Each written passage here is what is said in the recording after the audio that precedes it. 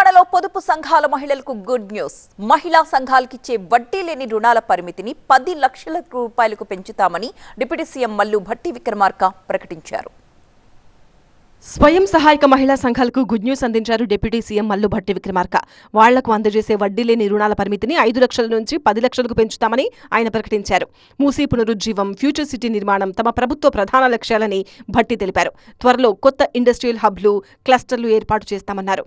Pharma, fab city, steel, textile రంగాలపై focus పెంచుతామన్నారు. తెలంగాణ అభివృద్ధిలో బ్యాంకులు భాగస్వాములవ్వాలన్నారు.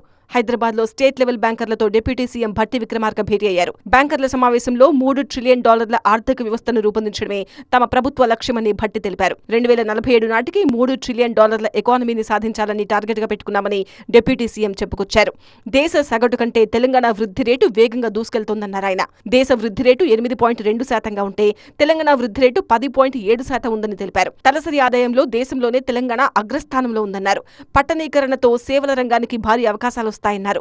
విద్యార్థులకు ఇచ్చే రుణాలను భవిష్యత్తు పెట్టుబడులుగా చూడాలని బ్యాంకర్లకు సూచించారు.